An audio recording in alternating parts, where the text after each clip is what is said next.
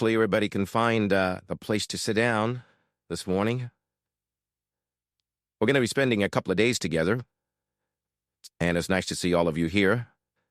I'm sure many of you have come from close by and far away. How many from San Diego? Stand up, San Diego, wherever you are. Oh, let's see, San Diego.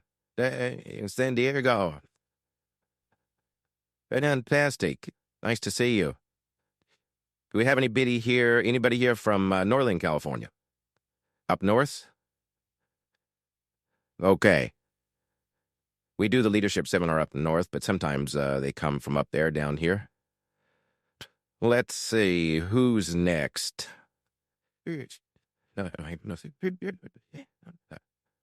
Santa Barbara. Right, Ventura, Oxnard, Santa Barbara. Where are you? Stand up. Are you down here? Nice to have you. Okay, who's next? Phoenix.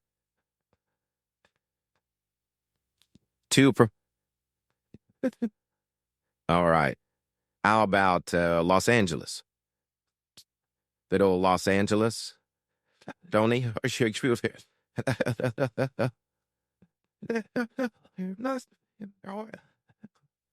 Okay, what's next? Orange County. There. Anybody else from some exotic place? Artesia.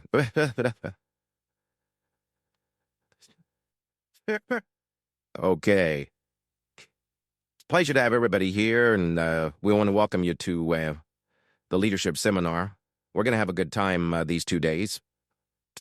By the way, we're going to take frequent breaks for some of you that have to smoke, whatever. We'll give you a chance to smoke, and then we'll have a chance for us also to stretch a little bit, relax a little bit. We'll take frequent breaks throughout the day. We're going to have lunch probably about 1 o'clock, something like that, so we can throw ourselves back together here and sustain ourselves through the day. Then tomorrow we're also starting our class at 8 o'clock. Okay, 8 o'clock Sunday morning, and we'll go till about 5 o'clock today. We'll also go till about 5 o'clock tomorrow. Does everybody have note paper?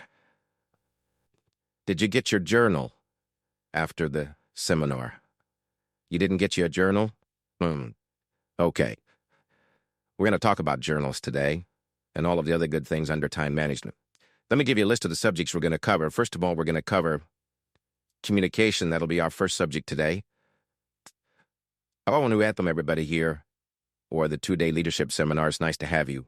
Most of you have probably been to the evening seminar, so you're already fairly well acquainted, I should say, with my story and where I came from and how all of this got started. About 16, 17 years ago, I gave my first public seminar. And fortunately, all of you are not in on my first seminar. That first one was not that good. But over the last 16, 17 years, I've been doing my best to try to practice and see if I can't get better at sharing my ideas and expressing my feelings about things at least that help me to turn my life around. About 4 or 5 years ago, we had some businesses, corporations in California here that invited us to come in and talk about some of the things we've learned in doing business around the world in various countries, human behavior and setting goals and game plans and communication. And we decided to do it. And then after that one got started, we did another one and it started growing, and we finally decided to make it a product of our company. And so for the last 4 years, we've been doing this 2-day leadership seminar. And I enjoy it. It's a chance to get acquainted. It's a chance to meet people on a little more personal basis. When there's 1,000 people in the evening seminar, it's hard to get acquainted. Most everybody by 11 o'clock is ready to head for home. They got the babysitters and everything, and so it's hard to get acquainted. But at least these 2 days, we'll have a chance to chat. Make sure I get a chance to meet you before the 2-day session is over, and talk a little more personally. A couple of things I hope that you'll find here in these 2 days. One is sincerity. We really sincerely want to give you a great deal of information that might be helpful for you. And sometimes it's a little difficult to judge sincerity at first glance. especially in a big seminar. Somebody walks on stage, conducts a seminar, and leaves, and you don't have that close an inspection as to sincerity. But at least these 2 days, you'll have a chance to sort of look us over a little more closely. And I hope that's one thing you find here, sincerity. I'd like for these 2 days to be a start of some new answers for you. 2 things we all need in order to do well. Here they are. Number 1, ideas. And ideas are not really that difficult to come by. A new idea is just as close as the next book you open. It's just as close as striding into the library, the bookstore, or attending the next class, or meeting the next person that might have some experience beyond yours, and out of conversation come some good ideas. So ideas are not that difficult to come by, but we do need ideas to change our lives. Mr. Shove taught me that there wasn't any problem I couldn't solve without a good idea. I used to think money was one of my problems. And he said, no, money's not a problem. Now, up until then, I always had awareness. He said, the only problem is the lack of an idea on how to create money, how to create wealth, how to give service, how to earn money. So it's not the lack of money that's the problem, it's the lack of an idea. So ideas can change your life. And hopefully by the time we finish these 2 days, we'll have a long list of ideas for you to take home and at least ponder and edit them and see what you can get from them. Use some of them. Try them out. But here's what else you need for success. It's called inspiration. And that's the tricky part, inspiration.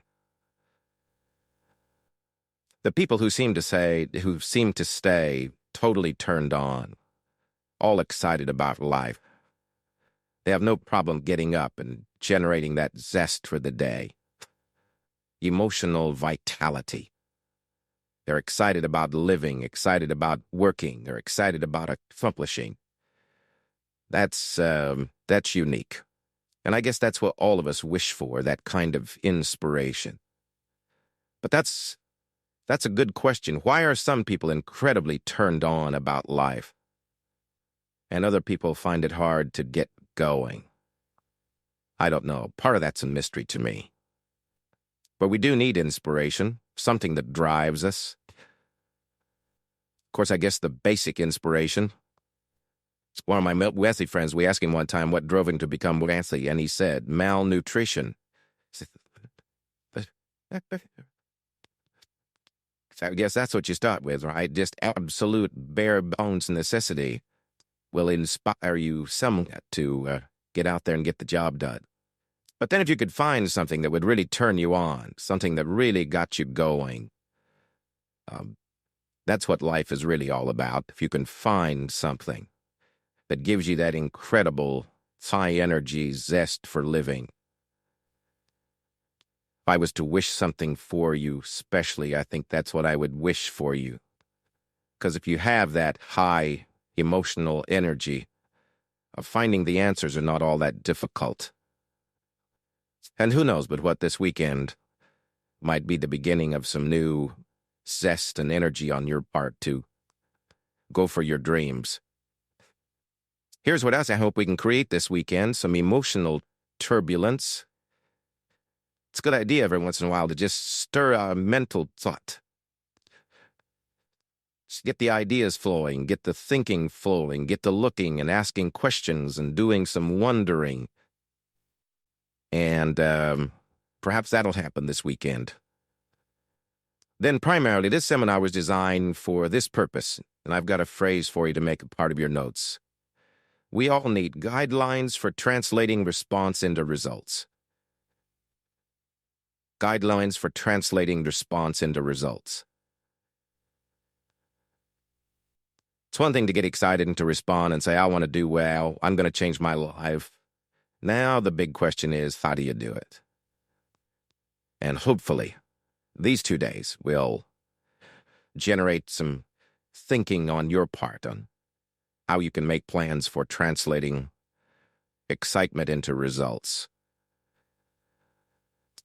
Probably these 2 days, one good question to ask is, why are you here? It might just be a question you'll ponder just for yourself. We're not going to ask you to disclose that to everybody that's here this weekend. But that's a good question to ask yourself. Why are you here? And probably there's a whole variety of reasons why everybody picked these 2 days to come and sit in on some lessons and classes on doing better.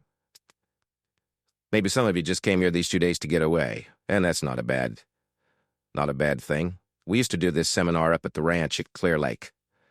We've got 1,600 acres up there and a beautiful lodge, but we can only take care of about 50, 55 people, so we had to move out of the ranch. But it was a good place to get away. We had the horses and the swimming pools and the tennis courts and jacuzzis and a pool table and ping pong and all kinds of stuff. Motorcycles to ride and Jeeps to hit the Jeep trails. And it was kind of a fun weekend to get away. And I think a lot of people just spent their money and came to the weekend seminar just to get away, right? Just to leave everything for a couple of days. And maybe you're just getting away this weekend. I don't know. But if you are, that's okay. For some of you, maybe we've caught you at springtime and you've got something new going and just a little more fine-tuning and you'll have it flying. You'll be off and running, and your new fortune or your second fortune or whatever might already be in view, and all you need is just a bit more inspiration and a few more ideas, and away you go. So you've come here full of high anticipation and hope that maybe just one or two more turns and you'll have it going your way. Maybe some of you have come here and it's been sort of drifting along. Maybe it's summertime and you're a little weary with the task of keeping out the bugs and the weeds and whatever else might be attacking your program. That could be. Maybe some of you, we've caught you at wintertime. Maybe some of you are in transition. I've been through a few of those, where I'm letting go of one and looking for the next one, and wondering just exactly what I'm going to do. But wherever we have caught you at this particular time of your life, whether it's wintertime for you or springtime or maybe it's harvest time, maybe you're raking it in and things are going well, and over the last few years you put it together and now you're cashing it in, and maybe this weekend is a celebration for you. I don't know. But whether it's a celebration or whether it's a beginning or whether it's transition, or whether it's a serious weekend, for some of you this may be a darn important weekend. And I certainly want to treat it that way. Some of you may just very well have to have some unique answers, and you're pondering some things that are very important. You're at one of those major forks in the road, and whatever direction you decide to take this weekend may be one of the most important decisions you make. I understand some of those weekends. And if it's that kind of weekend for you, I want to treat it very seriously and make sure that sincerely we cover everything we can to give you the best answers, at least that we're going to have to come up with this weekend, so you'll be off to a better start come Monday. Anyway, wherever we have found you, we want to do you good these 2 days. Here's how to get the most out of the 2-day seminar, and then we'll get into our first subject, communication. First of all, I think we ought to realize where we already are. It seems like better things come to us when, first of all, we're thankful for what we have. And I would say, for the most part, we're all doing fairly well, at least compared to the rest of the world. One of the weekend seminars up at the ranch, just before it started, I walked out into this parking area where we have a place up there to park all the automobiles. There were Ferraris and Continentals and Eldorados and Corvettes.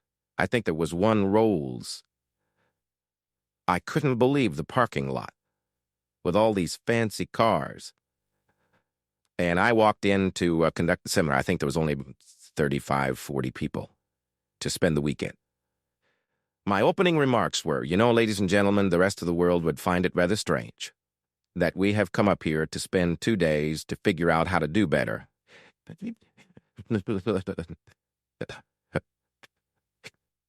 Wow.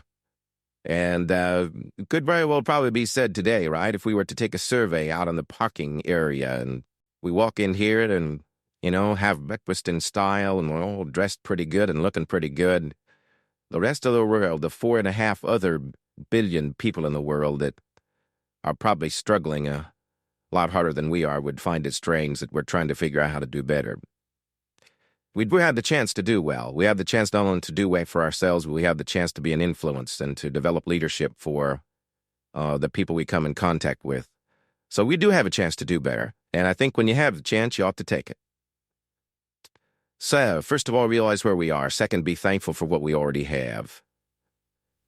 Who was it said, I complained about not having any shoes until I met someone who had no feet. So, we should be thankful for what we already have. Then I think to get the best out of the 2 days is be eager to learn.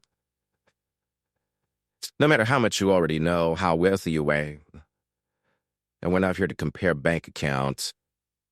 Really, no matter how much wealth of information you've already gotten, how successful you are, there's always a chance to probably learn something else or appreciate someone else's point of view. Sure enough, somebody says, did you ever look at it from over here? And you step over there and take a look at it. And sure enough, they've got a unique view of something that maybe you haven't considered it from that viewpoint before. And that's always interesting. So be eager to learn. Then I would ask you to gather up that we're going to share with you these 2 days and argue with it later. Not that I don't mind a good debate. I like a good debate. Our problem is this weekend, we just don't have time to just open this up and let everybody have a chance to talk and exchange ideas like we might do in an open workshop. Although I do like that form. One of the ways to come up with good ideas is debate. It's one of the ways we've decided, the founding fathers decided was a good way to run the country, is have a two-party system and let the representatives from both parties go to Congress and debate. Not bad. Somebody says, I've got a great idea that'll cure the problems of the nation. Everybody else says, wonderful, put it on the table, let's take a look at it. Right? They start asking questions. And after a few questions, the person may very well say, I withdraw my idea. Right? I just hadn't thought of those questions before, right? So that's good. Debate. I like debate. In fact, I like it so well I'm willing to take either side of the question. It doesn't really matter. But we're just going to have to go very rapidly because we've got an awful lot to share in just 2 days. We want to send you home with a whole wagon load of stuff to thunder and to edit and to go through. And then when the 2 days are finished, as some of you talk among yourselves, because some of you have come here representing families or an office or a company or whatever, and you're going to have a chance to talk with each other about the ideas we're going to share here these 2 days. Then go through it and edit it and decide what you think about it. And if it makes sense, use it, try it, refine it, edit it, go through it. I don't mind that at all. You don't have to buy everything any one person says. Just take in the information, digest it thoroughly, think about it sincerely, go through it meticulously, and then do whatever you wish to with it. Be independent. As we said in the evening seminar, don't be a follower. Be a student. Okay. Then these 2 days, one opponent. Try your best to be a good listener. And sometimes it's not that easy to listen. There's all kinds of voices, right, trying to get our attention. One of the good things about going up to the ranch for this seminar was at least you had the sense of getting away from your business and getting away from the traffic. In fact, it was really a way. Most everybody got lost trying to find it, so it was a way, right?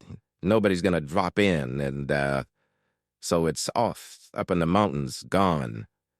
And sometimes in a hotel setting, it's just not that easy to dismiss all the voices that are going on in your mind about family and business and what's happening and what's going to happen and what about Monday and all of that. But do your best to zero in and just set aside the burdens of the day and whatever's happening in your life if you possibly can, and really zero in, become a good listener these 2 days. and we'll move right along and see if we can't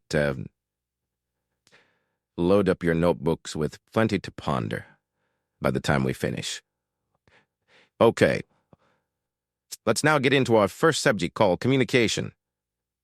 If there's one skill to develop as well as any other, this is probably one of the major ones, communication. And by the way, I've got a theme for this seminar for these 2 days. The evening seminar, the theme is the major key to your better future is you. I've changed it just a little to read, the magic key to your better future is you. There's magic in a smile. There's magic in a handshake. There's magic in human contact. There's magic in believing. In fact, that's a good book if you haven't got it. Add it to your library. The Magic of Believing by Bristol. Good book. Anyway, hopefully these 2 days we'll talk a little bit more and maybe discover some more of the magic of human contact, human ability, human potential. And communication is one of those major skills to develop. See if you can't find the magic within you that can reach other people. How to affect other people with words. Major challenge. To get your ideas across, to get people to understand what you're trying to say, get them to understand how you feel. And at first, words are a bit clumsy when it comes to trying to express an emotion or an idea or a feeling, but if you'll practice it, and especially if you know the components of good communication, it'll really start to help. I heard the story about the preacher in the backcountry down southern part of the United States was taking over this little country church for the first time, and he was up preaching his first sermon. And he said, "Congregation, first of all, this church has got to crawl. And in order for this church to crawl, everybody's got to show up and do their Christian duty. And if everybody will show up and do their Christian duty, this church can begin to crawl." And the congregation understood what the preacher said, and they all responded, "Let it crawl, preacher, let it crawl." He said, "Next, this church has got to get up and walk. In order for this church to walk, everybody has got to tell their Christian story and try to win somebody else. And if everybody will tell their story, try to win someone else, this church can begin to walk." And the congregation understood what the preacher said, and they all responded, "Let it walk, preacher, let it walk." He said, "Next, this church has got to run. And in order for this church to run, everybody has got to divide up, serve on the committees, and do the work of the church. And if everybody will divide up, serve on the committees, do the work of the church, this church can begin to run." And they all understood what the preacher said, and they responded, "Let it run, preacher, let it run." He said, "Finally, this church has got to fly. And in order for this church to fly, everybody has got to reach down deep and give some of their cash. And if everybody will reach deep and give a portion of their cash, this church can begin to fly." And they all understood what the preacher said, and they responded, "Let it walk, preacher, let it walk." Okay, how to make it clear. First of all, we communicate for 2 primary reasons, and here they are. Number 1, we communicate just to get along. You can't even function in the barest minimums without some kind of communication. If you want the bread, you have to learn to ask for it, the barest of communication. So that's number 1. Here's number 2. We communicate to accomplish some purpose, a specific purpose. Now, communication starts from somewhere, and for you, communication starts with you. Good phrase to remember. Your world begins with you. This is not to be self-centered, but your world is around you, your own consciousness and your own awareness. And so for things to work well, first of all, it's got to work well with you. Part of my training in getting me turned around, headed in the right direction, when I first met Mr. Schoaf, the man who helped to formulate the ideas that helped to change my business and social and personal life, was for me to understand that the biggest changes that was going to have to be made in my future were going to have to be made personal. I kept hoping the weather would change and the government would change and prices would change and my neighbors would change and the people would change and my friends would change and that the economy would change and that the country's direction would change. I kept waiting for change all around. And then he's the one who taught me. What changes your world is not wishing for change. What changes your world is changing. You've got to change. And sure enough, As a Man Thinketh, a book by James Allen, there's a little phrase in there that says, humans are rather strange. We curse the effect and nourish the cause. We want it to change, but we don't want to change. Interesting. The guy puts sand in his shoes and he can hardly walk. And you say, well, how can you walk with that sand in your shoes? The guy says, I can hardly walk. You say, well, why do you do that? I said, I don't know. I just been doing it for years. Incredible. The guy puts tacks in his bed and he can hardly sleep. You say, well, how can you sleep with all those tacks in your bed? The guy says, I can hardly sleep. You say, well, why would you do that? He said, I don't know. It's been in the family for years. I mean, we just do things like that. Interesting. Why we would wish for it to change, hoping it will change, but resisting change. Now, once you understand that all of it starts with you, know how you can start making some incredible progress. And good communication with you, for you, that happens to you, the great majority of it starts with you. Now, here's a good phrase to remember. You cannot speak that which you do not know. First of all, you've got to have it before you can speak it, before you can share it. So good communication starts with an awareness that, first of all, to get a good communication going with anybody, it's got to start with some substance on your part. Know how to consciously grow and build the substance from where communication comes from. That is the key. It's like, first of all, making deposits. You can't withdraw anything till you put something in. We all need to be consciously aware every day of gathering up the ideas, the inspiration, the feelings that we're going to use for future communication. Future meaning maybe in the next 5 minutes, but maybe the next 5 days, 5 weeks, 5 months, 5 years. Consciously aware.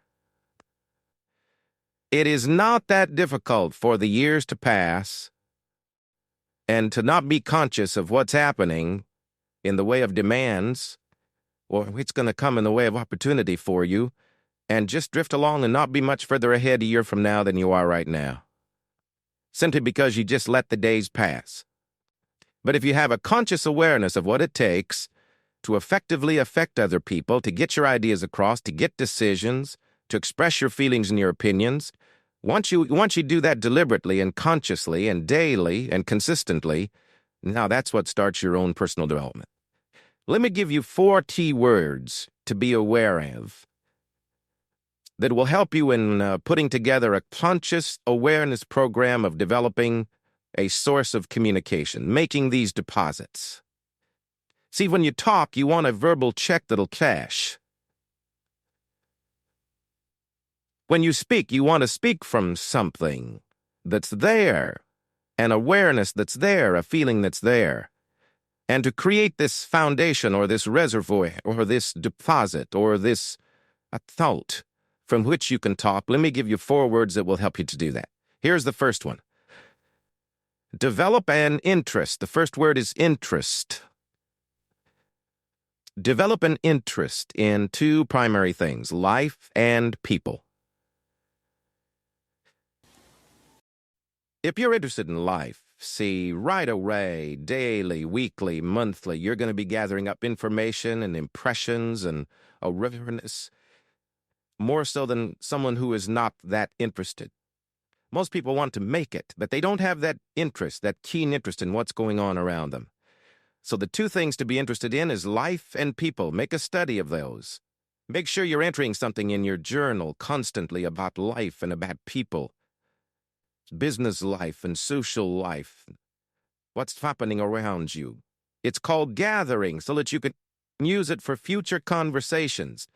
Now, you do this deliberately by using these 4 words and thinking about them.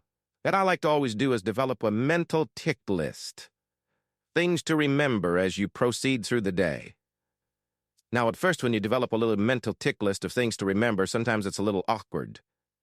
It's like learning to play the piano. My teacher said, here's the right-hand scales. So I got those, no problem.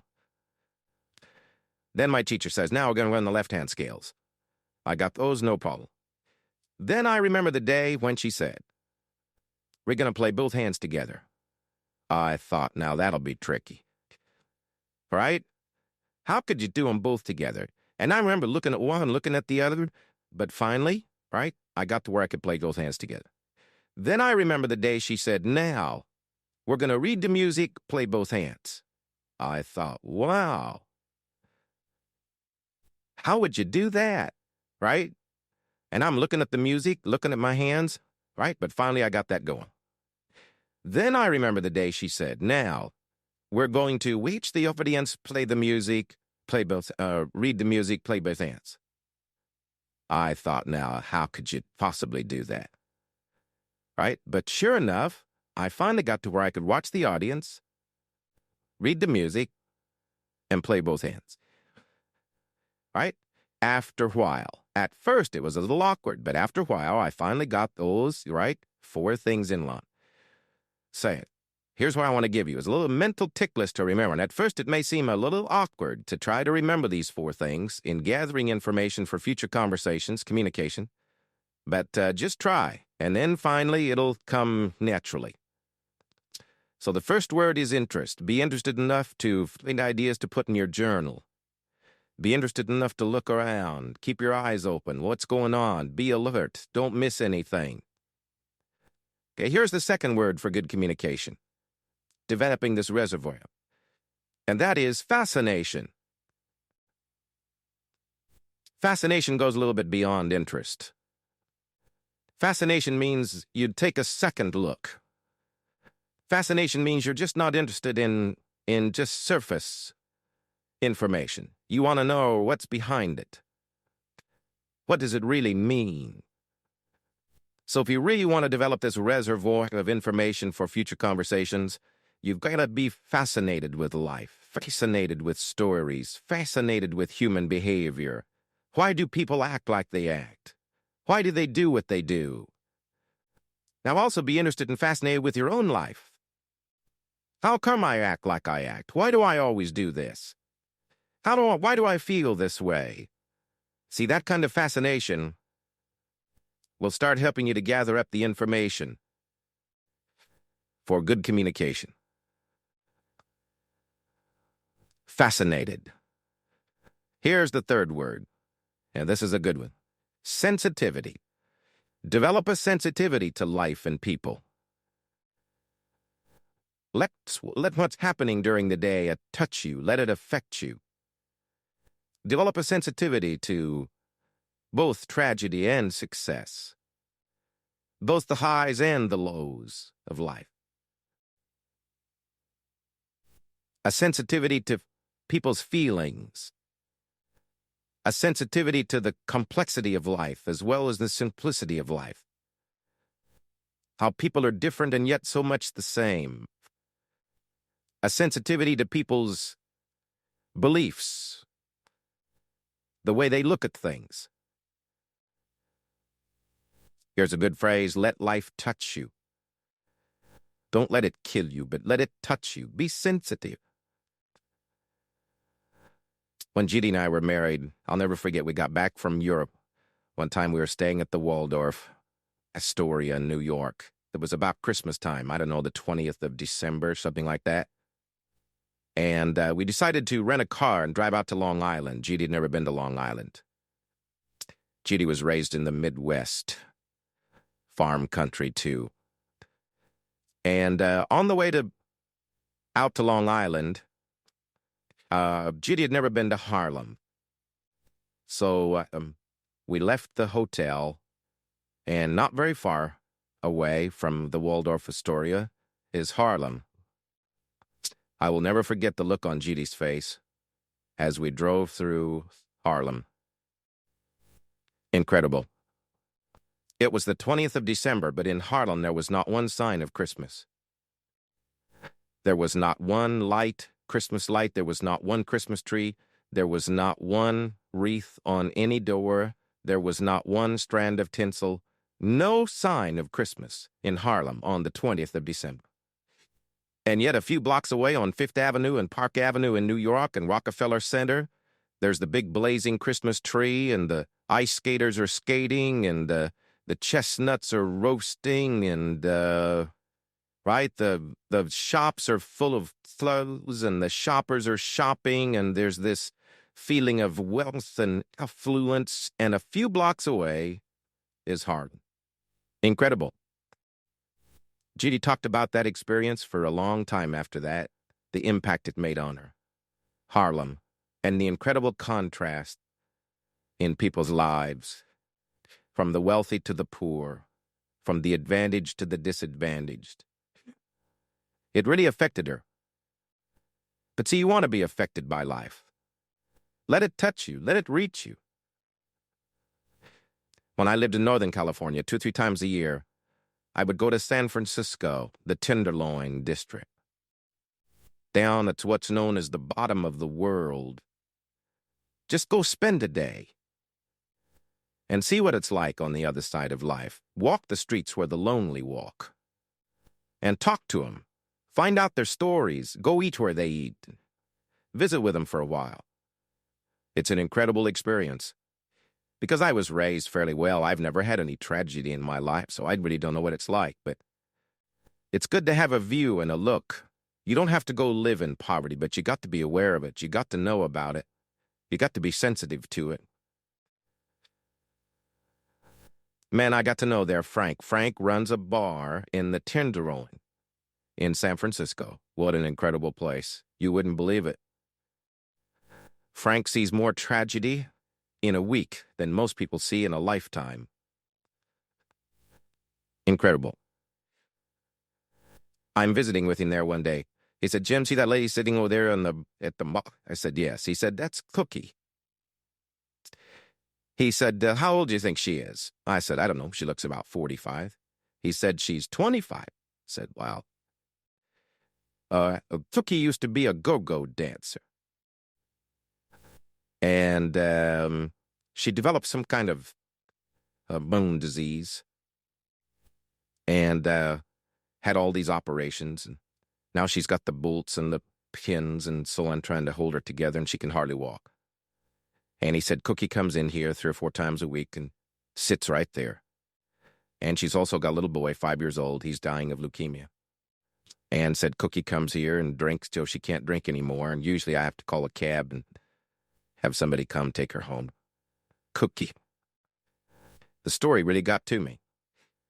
I used to go by after that every once in a while and put some money in an envelope and her name on it and leave it for her to come by and get. The story got me. But that's Frank, Cookie, the Tenderloin, the other side of life, where the difficulties are. We've all got to be sensitive to that. We've got to let it affect us. As you let all of life affect you, so it affects your conversation. So it affects your communication. So people have this incredible sense that there's a great deal about you and your sensitivity and your interest and your fascination with life that makes life uniquely worthwhile for you. And I'll tell you what, it'll show up in your conversation. It'll show up in your feelings. It'll show up in your ability to reach people. Sensitivity. Don't be afraid of it. Use it. Develop it. Now here's the 4th word, knowledge. Develop a working knowledge. I've added one more word there. Working knowledge of life and people. A working knowledge means a systematic way of gathering up all the information that comes your way and try to put it into some workable form. That's why we suggest a journal. You just got to have a daily journal to record the ideas and the impressions and the feelings and the things that come your way, so that you'll have this working knowledge, this depth of awareness. Now, if you'll work on those 4 words and be consciously aware that you're working on knowledge, sensitivity, fascination, and interest about life and people in a deliberate way, a daily way, a consistent way, so that when you get ready to talk, there'll be all this substance there waiting to back up whatever you have to say. Here's a good phrase: let what you say be the tip of the iceberg of all you know, and all that you feel, and all that you're aware of. Let what you say only be a small portion of all you know and feel. I'm sure we've all had experiences talking with some people, and sure enough, they said far more than they knew. Very quickly.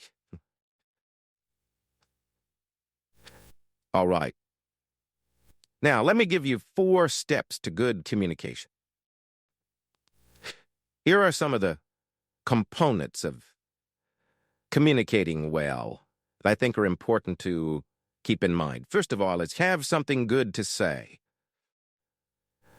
And that's why we went into all these other words, developing this reservoir, this account. What that is to deliberately be gathering daily, consciously, better things to say. Have something good to say. Good communication takes conscious preparation. When you hear a story, you just say, oh, I'm sure I can use that in years to come. That's a great story. I got to remember that. I've got to keep that. I've got to store it. I've got to put it somewhere. Right? You're alert all day long in gathering up things to have something good to say.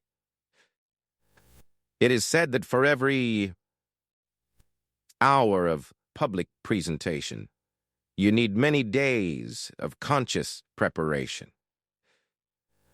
And the same is true of personal conversation.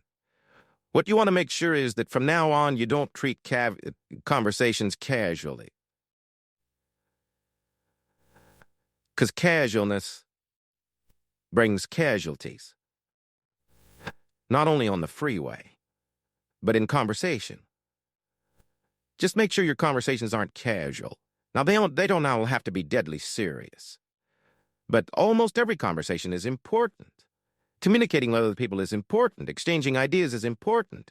Getting our feelings across is important. And if you treat it casually, sure enough, you just won't be much better at it a year from now, 2 years from now than you are today.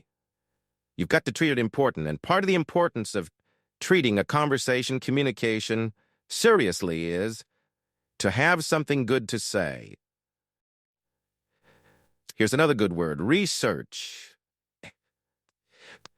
Make your whole life process a research in this development of the reservoir for good communication.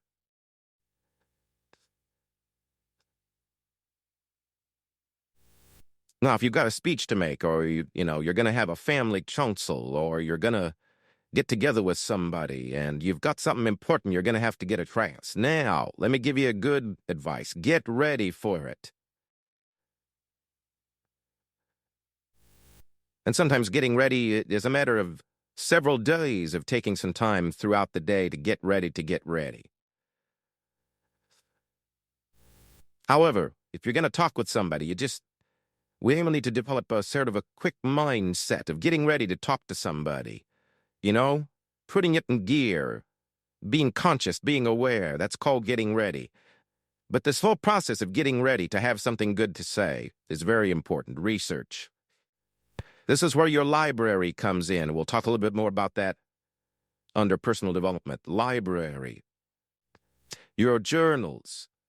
Taking notes. Capturing feelings and ideas. That's how you have something good to say. You do it deliberately, consciously.